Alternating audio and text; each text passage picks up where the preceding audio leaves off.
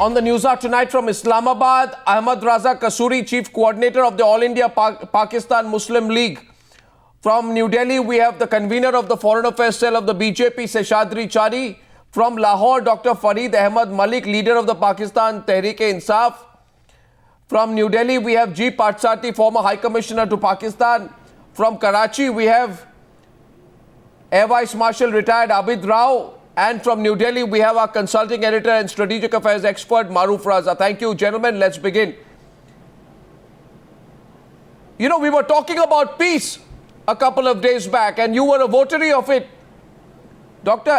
Farid Ahmed Malik, why is the ISI doing this? I mean, any time that India makes a gesture or Pakistan or India appear to inch closer together, there is an attack on an Indian establishment in Afghanistan.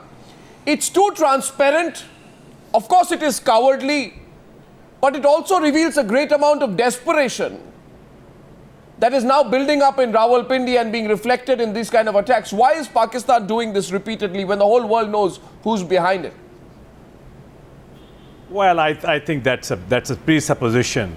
You've reached to a conclusion without any basis, and I don't agree with you on that. I think peace still has to be given a chance, and if Pakistan and India are dreaming of economic growth and development, then we should be on the path of peace. And this blame game and cross-blame game. So why the attack on the Indian consulate in Herat this morning? What kind of peace building is that? Well, there is a war going on in Afghanistan. Afghanistan is not a settled territory. There are foreign forces, foreign troops in Afghanistan. Afghanistan is a very complicated situation. I mean, you can't just point your fingers at ISI and... So there is clearly, this is all part of a pattern. Whenever there has been an overture from an Indian side, do you agree with me or not, that whenever there has been an overture from an Indian side or any kind of talks with Pakistan, your intelligence agencies have corroborated with their paid agents, the terrorists in Afghanistan, to prevent these talks from going ahead? I mean, I can pull out the whole pattern for you. I don't know why you're in denial about it. Well, it's not a matter of denial. As I've always been saying, that there are doves and hawks on both sides. I mean, there are hawks in India, there are hawks in Pakistan. There are doves in India and there are doves in Pakistan. No, but why did they attack our consulate in Herat this morning? What has this got to do with doves and hawks? Well, why have they attacked? You see, I'll give you an example. No, I'll give you an example and open it up. I remember. This is very premature. I don't agree. This is a very premature conclusion. This is what Pakistan always does, sir. Whenever we extend our hand, first time since 26/11 attack. I'm sure Mr. Nawaz Sharif will come to India on this invitation, and he's working on it.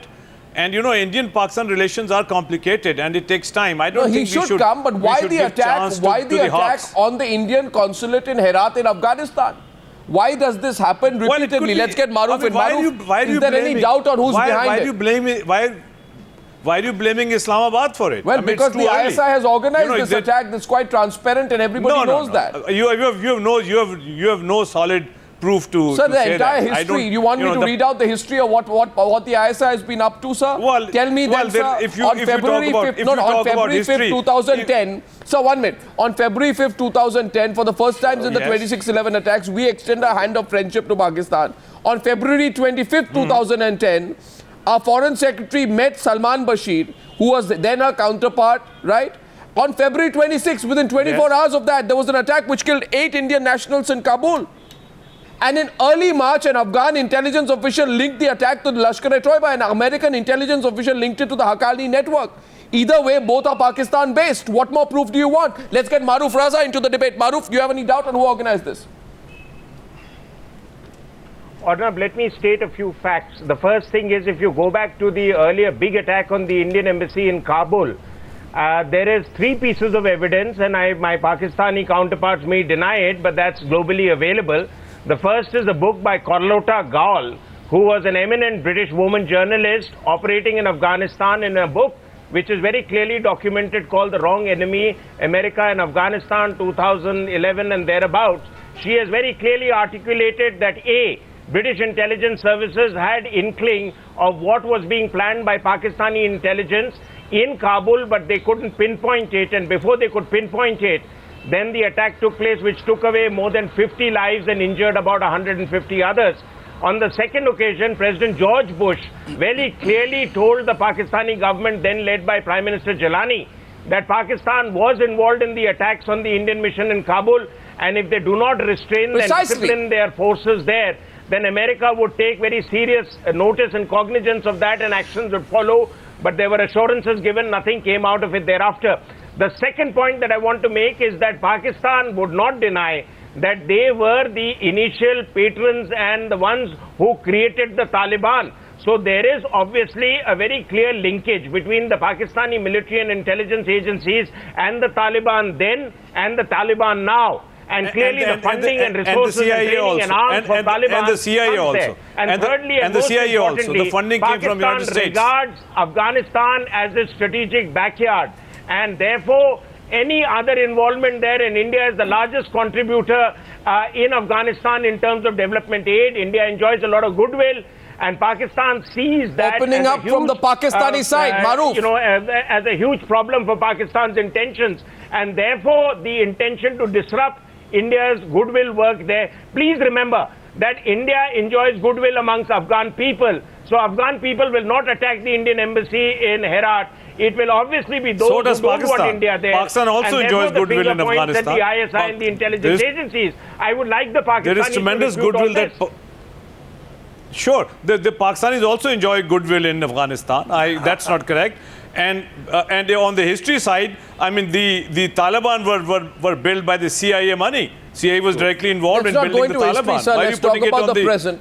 Of course, but you were talking about history. Let's talk about the present. Let's talk about now. It was your military under the instructions of Bhutto first that created the Taliban. No, there's a clear pattern. My question is on the pattern. The Pakistani guys asked today, how do you know that we carried out the attack in Herat? Well, because there is a pattern. Because this disease of the Pakistan intelligence establishment has been diagnosed on many times. Well, it's like the common flu which Rawalpindi gets every time. Sir, don't mind my saying this, but this is the disease of an organization called the ISI. You know, whenever India and Pakistan want to move together, they are the ones who catch a cold. Why don't we talk about Raw? Why don't we talk about I'm talking about the ISI. I mean, even tonight, tonight even Ahmed Raza Kasuri. So I'm telling you, fresh start. Have a fresh start. There's a strong government in India. Solid evidence about Raw also in Afghanistan. Sir, there's a strong government in India. There's a strong government in India. It's not even a... I've been telling you that there are hawks on both sides. Sir, we should highlight the doves instead of highlighting the hawks. I'm sorry, but this is the Pakistani definition of hawks and doves. We don't think that terrorists are hawks. We think terrorists are terrorists. I'm not saying terrorists are hawks. I don't know which imagination calls them. They are terrorists. Raw is a hawk. I'm saying if you call ISI a hawk, so is Raw. So I haven't even used the word hawk. I'm simply saying there is evidence. There is, I mean, quite frankly, sir, it's hard to compare the two. So anyway, let's get the other Pakistani guests in and then get Sheshadri Chari and Parthasarthy quickly into the debate. The point is, Ahmed Raza Kasuri and Air Vice Marshal Abid Rao, this question goes to both of you. You can take it in turn. Either one of you goes first. My point is that this is now a Pakistani ISI disease. That every time there is an attempt at building bridges, this is not even building bridges, this is simply saying, come and visit us, Nawaz Sharif, please attend the swearing-in ceremony at the Rashtrapati Bhavan in Delhi. Now, this is the fourth major incident like this that the ISI has done. Fourth major incident. I can give you the list, Mr. Kasuri. Fourth major Pakistan-sponsored attack on an Indian establishment in Afghanistan. Now listen. Yes. See, I think you love your voice. You keep talking, you know. Sir, I'll hear yours. Yes, please hear us. I'll hear yours. You have got a lovely voice. Thank you, sir. I do recognize. Let's argue on fact. The position is that India has got a hallucination for the ISI. Wherever you have some difficulty, you put blame and you start a blame game against ISI. Right. As far as the invitation to Nawaz Sharif is concerned, by sending invitation, Mr. Modi hasn't become an angel. His hands are smeared with the bloods of the so let's Indian talk factually.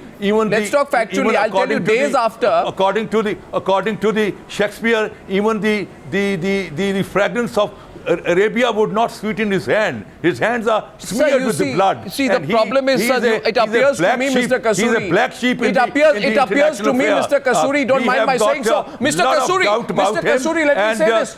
Mr. Kasuri, you two have a great voice, but let me tell you one thing. He showed to the people of Pakistan when he won the election. Let me tell him that I'm going factual on this. Maharaj khed talwar di hai, jang khed nahi hondi zananiyan di. Mr. Modi, you are dealing with Pakistan, a nuclear country, and you have to behave like a seasoned politician. You must come out of the Gujarat and be the Prime Minister of India. And if you want to be Prime Minister of India, you have to have a better relation with Pakistan. Well, you know, I don't want to, Mr. Kasuri, listen to me. Mr. Kasuri, I don't want to go into details of the close relationship that Nawaz Sharif has had. He is absolutely evil. No, listen to me, Mr. There's no point getting... I don't want to go into the close relationship.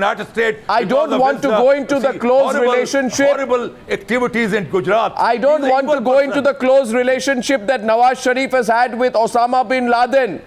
I don't want to go into allegations that Nawaz Sharif's 1998 elections were sponsored by Osama bin Laden.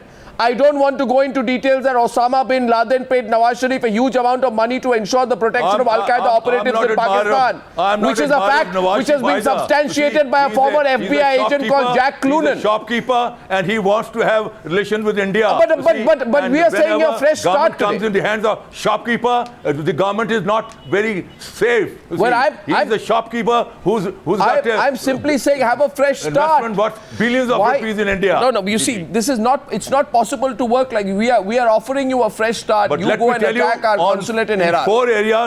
In four areas, the armed forces of Pakistan and the civilian government are not on the same page. Number one, relationship with India. There you are. Now you're revealing. See. Now you're revealing. Taliban. Number three. There you are. Number three. The 1.5 billion aid in which they are expecting our troops to go to Syria. The armed forces are not on the same page. So that's your problem. And lastly, on the question of your problem, then you disband your civilian government. But you disband your civilian government. 1 second, let's go to the guest from India. 1 second, please. No, in that case, I'd like to say, then you disband your civilian government and don't call yourself a democracy. On the basis of sovereign equality. First of all, should not take us a client state. We are not a client state. We can deal with India by looking straight into your eyes. We are not calling I tell you, if a man like me were to deal with India, I will treat India absolutely at a level that it richly deserves. We are not calling you a client state. You are a smaller country with limited resources and with a history of animosity towards India, which leads to the kind of attack in Herat today. By the way, all the terrorists who tried to attack a consulate were killed. And that's the response you'll get again and again. What I'm pointing out is that... We have got nothing to do with Afghanistan. It is for Mr. Abdullah to take responsibility for your friend... Sheshadri Chari and G. Parthasarthy in Ahmed Raza. We have got nothing to do with what is happening in Afghanistan. Is there any doubt? How come that every blame you try to put on us? Sir, is there any doubt that this attack which has happened in Herat... Because I remember, sir, there was an attack... Sir, remember this, sir, when the Indian embassy was attacked on July 8, 2008, 3 weeks after that, and G. Parthasarthy can correct me if I'm wrong, 3 weeks after that, the CIA Deputy Director Stephen Capps, he called the Pakistani officials and he actually confronted them, if I'm not mistaken, that's right, with hardcore evidence that the ISI totally made the blueprint for the deadly suicide bombing of the Indian embassy. And evidence provided by a US senior journalist proved that the Afghan officials had traced key phone calls to Peshawar and had provided evidence to show that the Pakistani intelligence was directing the operations. All I'm saying today is, you want to attack our consulate, say we are attacking your consulate. You want to attack our facilities in Afghanistan, say we are attacking your facilities in Afghanistan. Don't do it by subterfuge anymore. In Balochistan, don't do it by subterfuge, sir. Consulates are center of your don't do it. They have got nothing to do. Sir, no diplomatic Sir, I'll tell you, even the WikiLeaks center of raw, and they are all launched against Pakistan. I think I'll go to Pakistan. Arnab, I would like to draw Mr. Kasuri's attention Arnab, I'd like to draw Mr. Kasuri's attention to one chapter on Baluchistan written by a Pakistani journalist in a book called The Musharraf Years. Murtaza Razvi has written that, and it very clearly indicates, and I also want to quote from a book of Akbar S. Ahmed, who are both eminent scholars and journalists from Pakistan, and both have shown no indication of an Indian role in Baluchistan. This is the baggage you carry of all the intellectual garbage that is in your mind. Please understand, it is a mess of your own making. Sir, 1 second. I want to, with your permission, Mr. Don't Kasuri, talk I'd like to about get some author. He must be your agent. 1 second. He must be your agent. No, everyone's not an agent, sir. So all your journalists and your academics who write balanced stuff are Indian agents. I am ashamed, Mr. Kasuri. You have no respect for intellectual credibility. No, I'm going by fact. I'm going by fact. My question to our guests in Delhi is, and Marshal Rao, I'm coming to you. See, let's have a proper discussion on this. You see, now we have to tackle this situation. Mr. Parthasarthy and Sheshadri Chari. Stop talking about ISI. So the Otherwise, ISI, I'll keep interfering. So we are not GeoTV that you can try and clamp down and stop. Talk about one second. We are not GeoTV that you'll stop our transmission if you talk about the ISI. The ISI even tried to organize an attack on Hamid Mir. 1 second. Anyway, 1 second. We'll talk about the ISI. The fact is, to our guests in Delhi. Now, I remember M.K. Narayanan was National Security Advisor in 2008 after the attack on the Indian Embassy. At that time, General Keith Alexander, who was head of the NSA in USA, called him and told Mr. Narayanan that the bombers' calls were all linked to and traced to ISI officials in Peshawar. So the Americans know what the Pakistani ISI is up to, Mr. Parthasarthy and Mr. Sheshadri Chari. My question to you is, obviously Rawalpindi will not respond, then what do we do? Do we get the Americans in?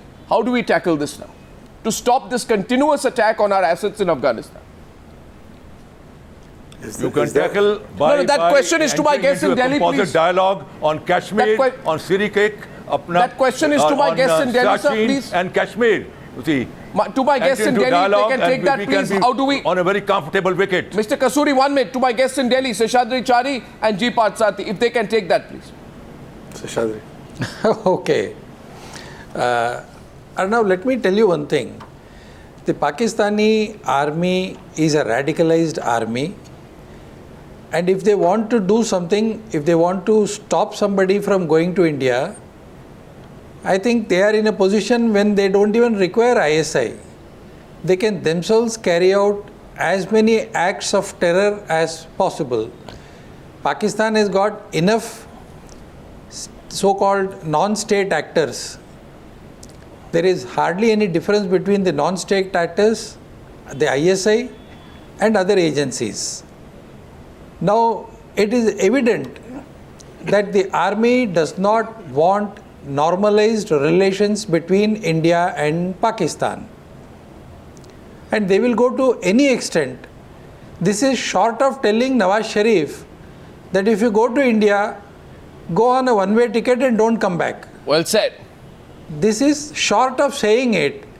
Now the ball is in Nawaz Sharif's court.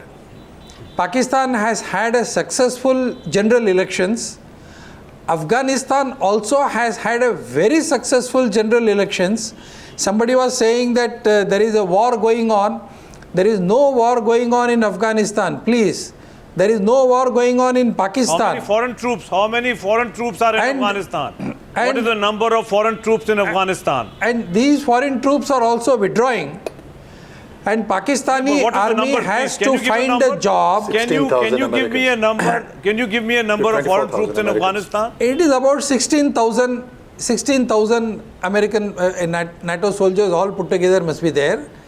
But that is besides the point. Stay. 16,000 will stay after they withdraw. That is besides the point. US troops will stay that is after they absolutely withdraw. Besides the point. What I am surprised, I can understand if the army is unhappy with Sharif visiting Delhi. Yeah. But I want my guests from Pakistan to stand up and say and tell the army and tell Nawaz Sharif, don't bother for what the army does. Don't make it a Sharif versus Sharif war. Go to India and let the political establishment in Pakistan succeed for once. I want to see the Pakistani guests say that. Please say it. Yeah, I want Take a chance. Abid Rao, to see respond. on your side. No, I want to see on your side you telling your army No, here's an opportunity. to pull out of Siachen, No, 1 minute. to pull out of Sir Creek, to pull... I want you to tell your army also that there are hawks on both sides. I keep on saying that. Sir, we are talking about Arnab, I want to come in here. You don't recognize your own hawks. I want to come in here. The Pakistanis have continued to keep ranting about Sir Creek, Siachen and Kashmir. On Sir Creek, we are willing to settle it on their terms. There is a reluctance on the part of the Pakistani establishment to move forward. No, I've been part of a track 2 dialogue where it is a resolvable issue. On Siachen, they have no claim. They are not there in Siachen. And as per the agreement of the line of control beyond which lies the Siachen, they never got there. It is no man's land. What you grab is what you have to keep. Pakistan wants to hide its embarrassment for its armed forces that it never got into Siachen. As far as Kashmir is concerned, there are ways out to settle it, but you are not going to get the valley if that is what you are obsessed with. You want to be in 100 years war with India, so be it. It is only going to sap your economy further. You have nothing to offer to the Kashmiris or to the Indians. So please become realistic. It will hurt both and move economies. Forward War in areas will where not there is help. scope for you to move War forward. will not help either economy. Sir, but a bankrupt war country... will not help either economy. Sir, but a bankrupt country... Mr. Arnab, will you let me also speak? Or Yeah, 1 second, Abid Rao.